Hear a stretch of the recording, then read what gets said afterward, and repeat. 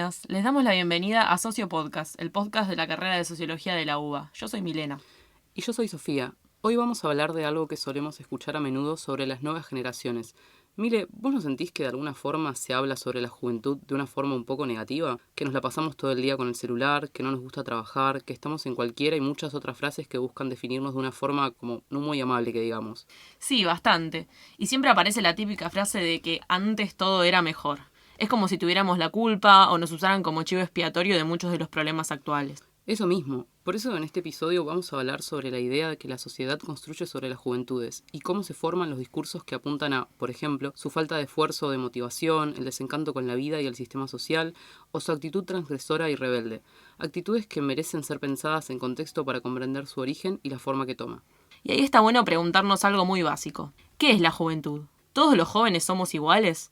Porque categorías como jóvenes o juventud son en realidad construcciones sociales que pueden definir nuestro lugar en la sociedad y nuestras relaciones con los demás. La juventud no es una etapa definida únicamente por la edad, sino que se intersecta con otras categorías como el género, la etnia, la cultura o la clase social. Un joven argentino de clase media de hoy en día quizás no hubiera sido considerado como tal en otra época o en otro país o en otra clase social. Tengamos en cuenta que, por ejemplo, hace 30 o 40 años, era común que las personas tuvieran un trabajo estable, una proyección de familia, cuando recién tenían, 20 años. Sería interesante preguntarnos qué sucede con esos mandatos y estructuras sociales en las nuevas generaciones. Y sumo a eso que decís la importancia siempre de contextualizar. A veces al concepto de jóvenes se le adjudican etiquetas que responden a estereotipos, como rebeldes o escépticos, y cuando se cruza con otras categorías surgen estereotipos específicos. Por ejemplo, los jóvenes viviendo en contextos de pobreza seguramente sean tildados como peligrosos, vagos o incluso planeros. Claro, por eso es importante siempre comprender desde dónde es que se construyen los discursos y cómo es que se estigmatizan a veces a ciertos sectores de la sociedad. Pero bueno, vayamos de a poco. En principio, comprendemos que la visión sobre las juventudes fue cambiando a lo largo del tiempo y la sociología supo poner la lupa en estos procesos que afectan a este colectivo social en particular en cada uno de los distintos momentos históricos. Esto es muy importante. Pensá que en los 70 la idea de juventud se asociaba a la militancia política y a la subversión, y fue desde esta concepción de joven militante y extremista que el Estado pudo tal vez tomar medidas y políticas específicas contra estas generaciones. Ser joven, lucir de cierto aspecto, estudiar en una universidad pública o formar parte de algunos espacios podría ser motivo de detención. Claro. Es importante remarcar que desde las instituciones como el Estado, los medios de comunicación y hoy en día las redes sociales, nos llegan constantemente estímulos e información con los cuales construimos nuestra idea sobre la realidad. Estas ideas se presentan como objetivas, pero no dejan de ser una construcción social, reforzada por un discurso dominante, hegemónico, propio de un momento histórico específico. Y obviamente la sociología puede decir muchísimo al respecto. Y bueno, ya que introdujiste a nuestra disciplina, está bueno traer la distinción que se hace entre los conceptos de juventud y de jóvenes. Se puede definir por un lado la juventud como una categoría que, al igual que la vejez, la adolescencia o la adultez, se le asigna a una edad en específica. Estas construcciones nos permiten clasificar a las personas y a los grupos y son productos de un proceso social e histórico particular cuyo sentido puede ir cambiando. Y por el otro lado están los jóvenes, sujetos con capacidad de agencia, o sea, capacidad de acción, que viven bajo determinadas condiciones materiales y simbólicas, es decir, en un contexto específico, desde donde pueden construirse a sí mismos como individuos y como colectivo. Los procesos históricos, entonces, pueden darle identidad como jóvenes. Sí, hay un proceso de construcción de un colectivo. Yo como individuo no soy joven por estar dentro de cierto rango etario. Soy joven cuando me identifico como tal. Me reconozco con mis pares y me desconozco también con otros. Comparto con mi grupo, además de la edad, ciertas condiciones materiales y simbólicas, valores, espacios comunes que me llevan a ser parte del mismo, compartiendo y creando un hábitus propio. Recordemos los conceptos de capital cultural, social y simbólico del sociólogo Bourdieu, sobre los que venimos charlando desde episodios anteriores. Básicamente, es lógico que el ser joven hoy en día sea muy distinto en muchos aspectos con el ser joven de hace algunos años atrás, y seguramente también será muy diferente al ser joven en el futuro. La estructura social, la economía y la cultura, entre otras cosas, van moldeando un poco nuestra forma de ver la vida. A medida que pasa el tiempo, es distinto lo que es esperable de una persona de determinada edad y lo que pensamos sobre ese grupo y desde dónde se identifica también el mismo. Por ejemplo, por ahí hace unas décadas era esperable que una persona de 26 años estuviera casada y tuviera hijos, y hoy en día muchas personas de esa edad están terminando una carrera universitaria o recién adentrándose al mundo laboral o viviendo con sus padres. Una cosa no es mejor que otra, son cambios de época. Podemos también pensar en que, considerando a los jóvenes como una categoría homogénea y uniforme, se los asoció en otras épocas con pensamientos políticos más de izquierda, por ejemplo, mientras que hoy en día, en nuestro país, se los asocia tal vez con pensamientos políticos más de derecha. Exacto, y de eso último vamos a estar hablando ahora también en unos minutitos. Pero bueno, hablando de estudiar, me parece interesante traer a colación un término muy común que clasifica de forma negativa a la juventud actual. Me refiero a los nini, es decir, aquellos jóvenes que ni estudian ni trabajan. Según varias notas periodísticas y algunos comentarios informales, son cada vez más los nini dentro de esta generación porque son vagos. Pero esto en sí es un concepto reduccionista, que además se queda bastante lejos de la realidad de muchos de los jóvenes de hoy. Justo vi hace poquito un video de Ofelia Fernández que posteó en su Instagram en relación, a la gran marcha universitaria de este 23 de abril pasado, donde un poco que busca cuestionar esto. ¿Por qué se habla tanto de los niní, pero no de los sí, dice ella? Los que sí trabajamos y los que sí estudiamos, los que hacemos las dos cosas en realidad y encima las hacemos a la vez. ¿Por qué se reitera esta negatividad en la caracterización de los jóvenes y no se cuestionan las dificultades que tal vez tenemos como generación? Pensando también que el cuestionarnos estas cosas podría ser un buen motor para la formulación de políticas públicas interesantes y tal vez potencialmente efectivas hacia las juventudes como grupo. Sí, es interesante, y volvemos a lo mismo. Como dijimos recién, se está hablando mucho de las juventudes que hoy en día votan a la derecha, a veces de forma negativa, como si eso hubiese salido de la nada y fuese culpa de los jóvenes por no saber de historia o creerse el verso de un personaje, cuando en realidad lo más sincero debería ser pensarlo como un hecho generacional. Si decimos que la derecha pudo convocar a los jóvenes de hoy, seguramente sea porque supo construir un discurso que les cerró y entendió su contexto. Muchas historias de militancia de derecha arrancaron en la pandemia, por ejemplo, cuando muchos jóvenes se pudieron sentir bastante incómodos con el encierro, no poder ir al colegio o a la facultad o no poder ver a sus amistades, sumándole encima la cuestión social y económica que atravesaba nuestro país. Es importante entonces contextualizar los procesos. Sí, igual de todas formas esto de que los jóvenes votaron a la derecha, como dijimos, es súper reduccionista. No todos los jóvenes votan o militan a la derecha. De nuevo, la juventud es una categoría muy heterogénea. El ser joven no implica sí o sí comportarse de una forma determinada en una situación específica. No podemos decir que todos los jóvenes hoy en día votan a la derecha o que la juventud hoy en día es de derecha. Pero tal vez sí podemos ver esto de la simpatía con los discursos de derecha como un elemento importante para pensar a los jóvenes de hoy como generación. Sin dudas, porque la generación remite a la historia, da cuenta del momento social en que nos incorporamos a la sociedad y ello define características del proceso de socialización, o sea, de la forma en que entendemos la realidad y que nos entendemos a nosotros mismos en ella, con su particular configuración política, sensibilidad y conflictos. Por eso podemos decir que la sociología es importante, porque nos permite en definitiva comprender este proceso y pensarnos también como protagonistas dentro de él. Y bueno, para seguir profundizando vamos a darle espacio a nuestra invitada Melina Vázquez. Ella es socióloga de la UBA, investigadora y docente de la carrera en la materia Sociología de la Infancia, Adolescencia y Juventud, Revisión Crítica. Tiene clarísimo el tema de las controversias con las juventudes, ya que es algo que viene trabajando mucho, y hoy nos va a dar un poco su punto de vista. Bueno, bienvenida Melina. Estuvimos charlando sobre cómo la idea de una juventud no es una cosa objetiva o estática, sino, como muchas otras cosas que hablamos en este podcast y discutimos desde la sociología, es más bien una construcción social. ¿Por qué te parece que construir esta categoría es importante? En la sociología nos interesa mucho una de las cosas que primero aprendemos cuando entramos a la carrera, que es desnaturalizar las relaciones sociales, es decir, pensar el componente social, sociológico que tienen las prácticas. Y de alguna manera entender a las juventudes es entender como una suerte de punta de lanza de las dinámicas de transformación social, porque son las generaciones que llegan recientemente a la vida colectiva y a través de esas generaciones podemos entender, las dinámicas de cambio social. Entonces, no es atribuir a las personas en función de su edad un conjunto de rasgos, sino más bien entender cómo las sociedades se van transformando al calor de las transformaciones de sus generaciones, ¿no? Y a la vez, desarmar este concepto invita a pensar que cuando decimos jóvenes, estamos hablando de una heterogeneidad de personas que integran esta categoría, que tienen diferencias y están atravesadas por desigualdades. Entonces, poner en este concepto designar una única cosa es un poco artificial, ¿no? De alguna manera, pienso que los estudios de género, por ejemplo, nos dieron pautas muy interesantes para entender cómo los atributos de las personas y los atributos sociológicos de los grupos no se desprenden de las condiciones de naturaleza de las personas. El género no depende, digamos, del sexo asignado al nacer a las personas, sino de una construcción social mucho más compleja. Bueno, las juventudes también, y las juventudes, además de estar atravesadas por dinámicas sociales, están atravesadas por dinámicas históricas. Entonces, quienes son jóvenes a lo largo del tiempo varían sus prácticas, sus consumos, sus intereses, sus maneras de vincularse, sus maneras de entender la política. Por eso digo que de alguna manera es la punta de lanza para entender cómo van transformándose las sociedades sin suponer que esas transformaciones son teleológicas, ¿no? Que están encaminadas hacia un objetivo que tiene que ver con preceptos a veces morales, ¿no? De los jóvenes siempre están a favor del cambio en el sentido que nos gusta, nos cae bien, nos parece simpático.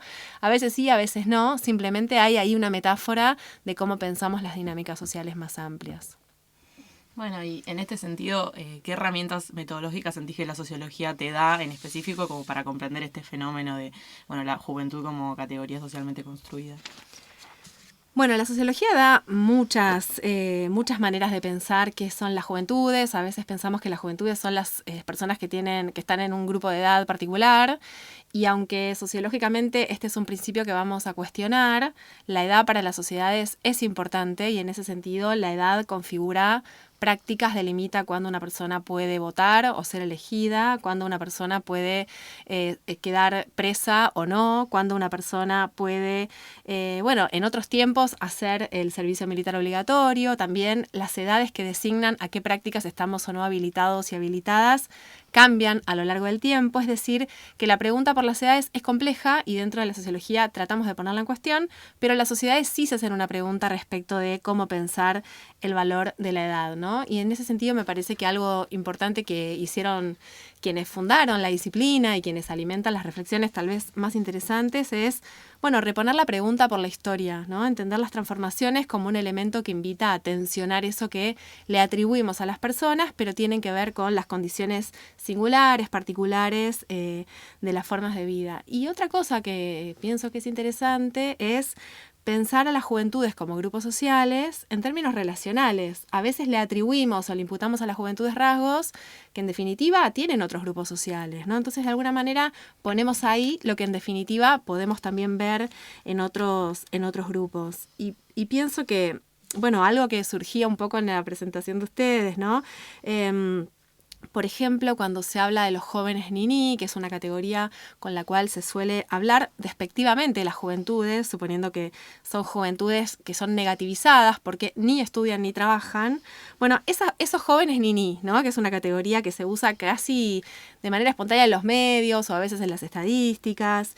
No trabajan, ¿por qué? Porque no hay condiciones de acceso al trabajo, porque las condiciones de acceso al sistema educativo son problemáticas. ¿Por qué no trabajan? ¿Son los únicos que no estudian ni trabajan? ¿Qué idea de trabajo y de acceso al sistema educativo tenemos cuando ponemos esta categoría? ¿Es distinto este grupo respecto de otros grupos generacionales?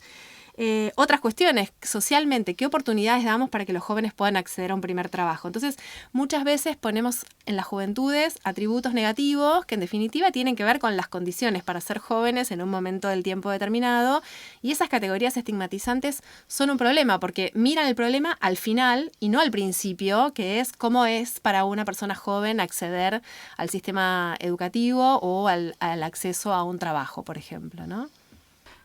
Sabemos que desde hace unos años te estás dedicando al estudio de militancias de derecha, entre otras cosas, y recién estuvimos conversando un poco sobre eso y de cómo hay que desentrañar afirmaciones como la de los jóvenes votan a la derecha y pensarlas en su contexto. Nos gustaría escuchar un poco cómo fue este trabajo y tu experiencia como socióloga. Bueno, yo empecé a estudio jóvenes y participación política desde hace muchísimos años.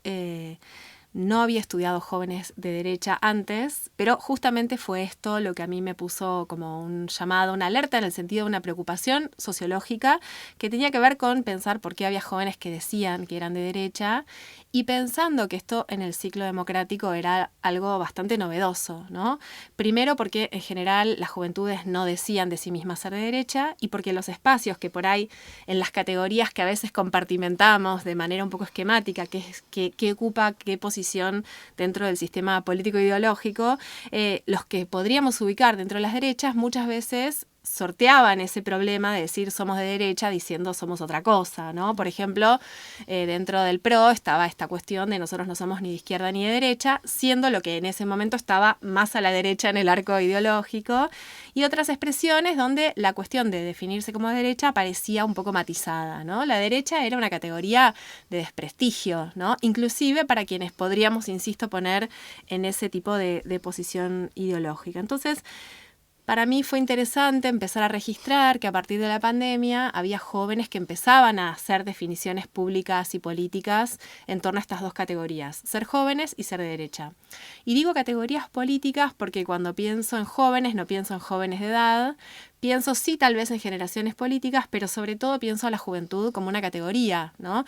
Cuando un grupo dice nosotros los trabajadores, o nosotras las mujeres, o nosotros los jóvenes, o les jóvenes, y esas enunciaciones hacen sentido para pensar la práctica política, la juventud aparece ahí como una categoría con la cual se define un nosotros, una identidad pública compartida, y que hubiera jóvenes que se definieran así y de derecha, pensando que la idea de derecha parecía como una categoría positiva, en la que se reivindicaban. A mí me parecía que era un tema para tomar nota y para poder entender cómo había pasado eso, quiénes eran esos jóvenes, y también empezar a separar algo que tal vez a la luz del proceso del año pasado sí fue mucho más importante, pero cuando yo empecé a hacer la investigación todavía no estaba tan claro, porque fue antes del 2021, que fue la primera vez que se presentó La Libertad Avanza como una fórmula que compitió en elecciones en la ciudad de Buenos Aires en ese momento, separar lo que es el votante de Milei de lo que es el militante de Milei, ¿no? Es distinto llegar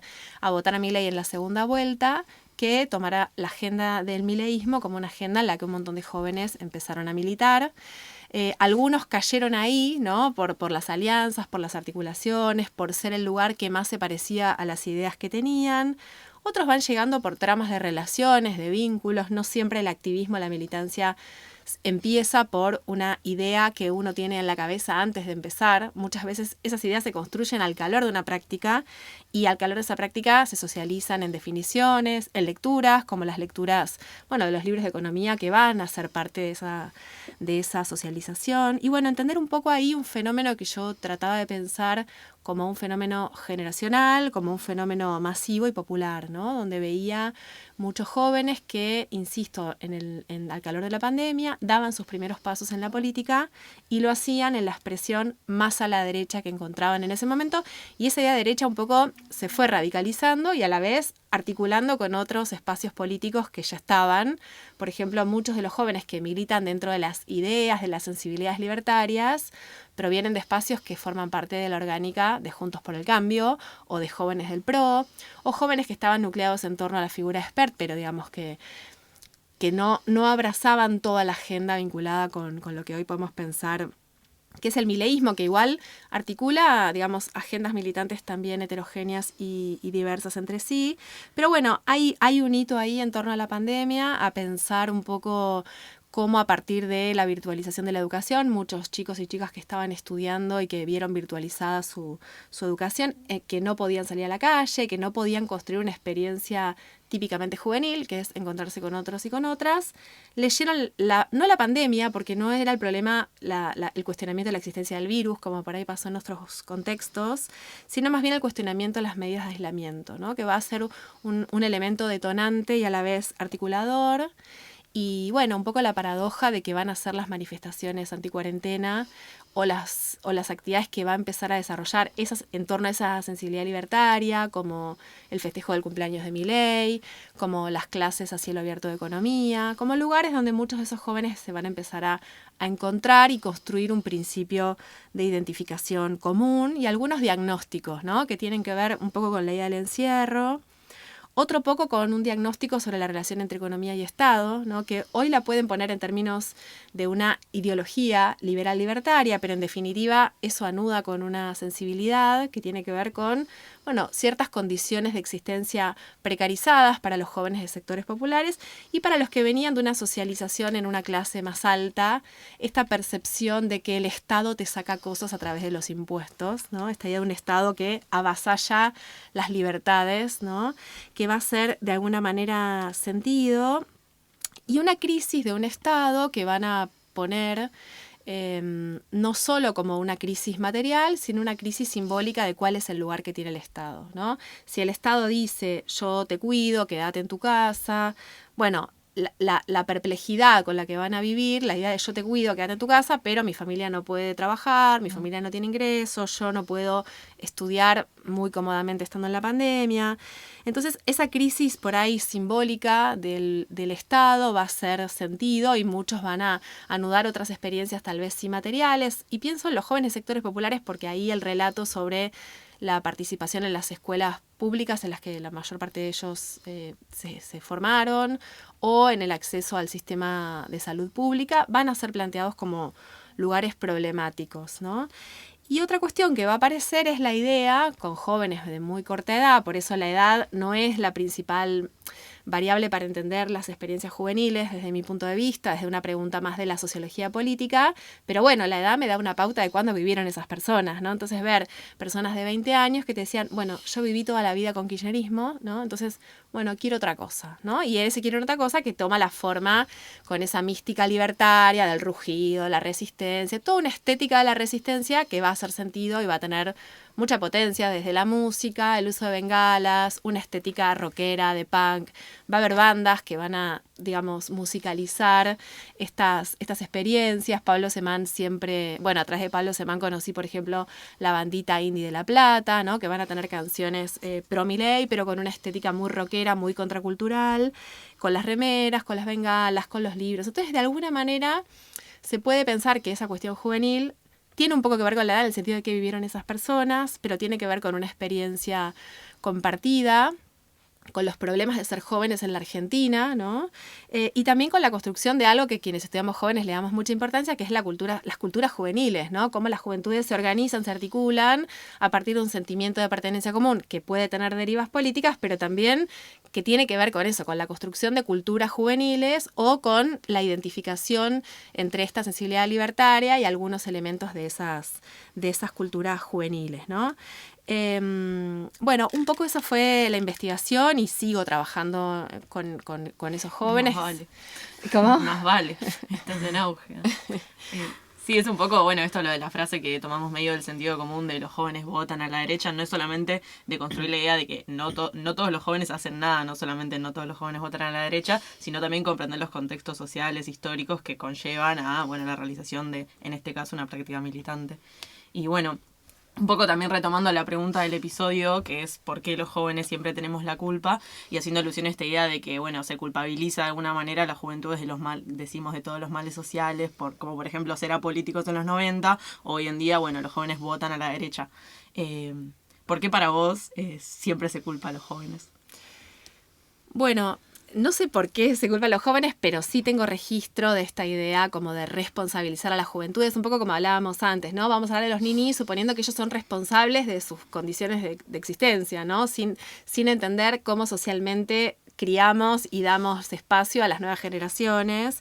Y pienso que hay muchos momentos donde esta idea de responsabilizar de alguna manera tiene un hilo conductor con lo que dentro de los que estudiamos temas de juventudes llamamos adultocentrismo, ¿no? Que es solemos pensar las relaciones de poder, ¿no? En muchos aspectos, las relaciones de poder a la luz de los géneros, por ejemplo, o no sé, relaciones de poder de distinto tipo, y a veces nos cuesta pensar que las relaciones entre adultos y jóvenes también siguen un poco esa matriz de ejercicio de relaciones de poder, donde a los jóvenes les decimos, ustedes son esto y lo negativizamos, o les decimos, ustedes tienen que participar de la política y lo tienen que hacer de esta manera, ¿no? Y un poco hay ahí una tensión y siempre me parece importante entender, bueno, que ahí también median relaciones de poder y como adultos tenemos posiciones descalificantes que de alguna manera se anudan con esta mirada y hay muchos ejemplos.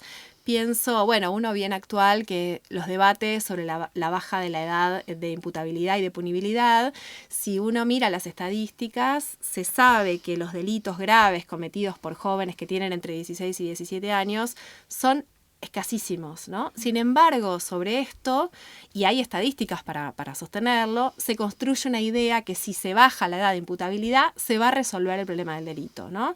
Sin duda esto es un prejuicio que no se sustenta ni estadísticamente ni sociológicamente de ninguna manera, pero es poner sobre los jóvenes que están en esa franja tan chiquita de edad la idea de que de eso va a depender que en la Argentina no haya delitos, por ejemplo, ¿no? O, por ejemplo, cuando en la pandemia surgió, y nosotros en el grupo de investigación sacamos un comunicado cuando empezó a construirse esta idea de, bueno, los jóvenes están de fiesta, los jóvenes son vector de contagio, aumentaron los casos porque los jóvenes se fueron todos a la costa y entonces viene otra ola de contagios de COVID, ¿no? Que de alguna manera también era un poco un discurso de sentido común un poco problemático, porque desde el día 1 quienes pedaleaban para hacer tareas de reparto, quienes fueron considerados esenciales al principio de la pandemia, recordemos que esta era una categoría que habilitaba la circulación en un momento en el que nadie podía circular, eran jóvenes precarizados que trabajaban por 2 pesos, ¿no? Haciendo lo que todo el mundo necesitaba, que era esa movilidad que muchos otros no podíamos hacer, ¿no? Entonces, de alguna manera era un poco irresponsable suponer que los jóvenes estaban de fiesta, atribuyendo también lo que podía ser un grupo de jóvenes particular, los que se pueden ir de vacaciones, que van a la costa, que van a los boliches, como si fueran, o sea, tomar la parte por el todo y atribuirle la responsabilidad de una nueva ola de contagios, que si uno miraba en todo el mundo, digamos, la propia propagación del virus tenía que ver con esas oleadas, ¿no? Entonces, bueno, de alguna manera esas comunicaciones resultaron un poco problemáticas y muestran esta idea de responsabilizar, o en este caso pensar que, bueno, hay derechas gobernando porque las personas jóvenes votaron, muchos jóvenes votaron, creo que es importante entender qué pasó ahí para que hubiera votantes y sobre todo militantes jóvenes, porque el mileísmo tiene un componente generacional que es importante entender, pero desborda por mucho la responsabilidad, digamos, de esos votantes o de esos jóvenes, la existencia de una fuerza que propone ideas que trascienden lo que esos propios jóvenes inclusive pueden llegar a pensar o a veces discuten hacia dentro de sus espacios, ¿no? Sí. Bueno, por último, nos gusta siempre hacer esta pregunta, recalcando que el podcast está hecho íntegramente por estudiantes y graduados de la carrera de Sociología de la UBA, y está dirigido a nuestra comunidad, pero también es abierta a quien le interesa aprender y dialogar sobre cuestiones sociológicas. ¿Qué le dirías a alguien que quiere estudiar sociología? Bueno, diría que hacer sociología es hermoso, que hacer sociología es hacerse las preguntas que se hace mucha gente al mismo tiempo, ¿no? Preguntas que nos hacemos ¿por qué gana Milei? ¿Por qué las personas dedican su tiempo a militar por algo en lo que creen? No sé, lo pienso desde los campos en los que yo estoy inmersa, pero creo que son preguntas que muchas veces nos hacemos del sentido común, pero la sociología nos permite afilar, precisar esas preguntas, hacer preguntas mejores, más interesantes y tratar de encontrar herramientas que nos inviten a dar respuesta a esas preguntas, ¿no? Entonces la sociología no está tan lejos del sentido común, lo digo desde el punto de vista de que al sentido común o a la conversación pública o a los debates públicos les pueden interesar un montón de cosas que a la sociología también, pero creo que el desafío es contar con las herramientas, las perspectivas, los conceptos que permiten afilarlas y encontrar respuestas que casi siempre, si están bien, digamos, bien formuladas y con un trabajo de investigación serio, permiten desafiar el sentido común, ¿no? Entonces, pienso que bueno, la sociología es eso, una invitación a hacer buenas preguntas y a encontrar respuestas que sean desafiantes intelectualmente, que puedan habitar y nutrir también las discusiones colectivas. Y también pienso que es una disciplina tan grande que entra todo, digamos, no hay pregunta que pueda quedar por fuera de una mirada sociológica dentro del campo de la medicina, de la política, de los estudios de salud. Entonces pienso que es una disciplina lo suficientemente grande como para que cualquiera pueda tener una pregunta propia buscando en la sociología preguntas y estas respuestas, ¿no? Bueno, Melina, muchas gracias, te agradecemos y bueno, un poco esto que decís al final es súper interesante porque es lo que viniste haciendo en la charla antes, esto de, por ejemplo, cuando hablaste de la edad de imputabilidad y recurriste, bueno, a qué dice la estadística sobre, bueno, cuántos son realmente estos jóvenes que cometen delitos, eso es un poco la labor sociológica. Bueno, después de la charla que tuvimos con Melina, podríamos intentar responder un poco la pregunta del episodio, ¿no? ¿Por qué los jóvenes siempre tenemos la culpa? En realidad es interesante que en la historia de la humanidad las generaciones más adultas siempre hablaron negativamente de las más jóvenes. Se piensa que los jóvenes son demasiado relajados, que se los protegieron demasiado de chicos, que no hacen bien las cosas porque las hacen diferentes o hasta incluso se nos acusa de narcisistas. Ya desde la antigua Grecia, Hesíodo decía que los jóvenes eran más materialistas, no respetaban a sus mayores y los acusaban de demasiado impacientes. Así que pensar que todo pasado fue mejor y que los jóvenes tenemos la culpa de que el presente sea peor, podríamos decir que es un verso clásico. Si siempre se dijo esto, la conclusión es que históricamente se usó a la juventud como chivo expiatorio. Claro, en los 70 los jóvenes, por ejemplo, estaban muy politizados, eran conflictivos y revolucionarios, y eso estaba muy mal. En los 80 y 90 los jóvenes eran vagos, apolíticos y no querían trabajar, y eso estaba requete mal. Y hoy en día, bueno, los niní van y votan a la derecha, y eso parece que es peor. Lo único en común entre estas posiciones es que la juventud siempre hace las cosas mal, parece, o bueno, al menos desde una perspectiva adultocentrista. Así pareciera, pero como vimos en este episodio, los discursos sobre las juventudes existen dentro de un contexto y son producto de un proceso histórico cambiante. Si de echar culpas se trata, todos somos responsables de la sociedad que construimos y en la que vivimos. Y ahora sí, vamos a cerrar con esa frase de este episodio. Si les interesa saber más, hay varias cátedras que trabajan estos temas en nuestra carrera, como la que ya mencionamos, Sociología de la Infancia, Adolescencia y Juventud, o también Sociología de la Educación, por ejemplo. Y como siempre, también queremos agradecer a los estudiantes y graduados que se sumaron a la convocatoria de este proyecto, con el desafío de acercar nuestra disciplina a toda la comunidad. Les recordamos que pueden escucharnos tanto en Spotify como en YouTube y les invitamos a seguir escuchándonos para incomodar y molestar con nuestra mirada sociológica. Además, no dejen de seguirnos en redes sociales. Estamos en TikTok, Instagram y Twitter como Socio Podcast. Ahí van a encontrar más contenido y reflexiones para seguir pensando un poco sobre estos temas. Están los links en la descripción. Hasta el próximo episodio.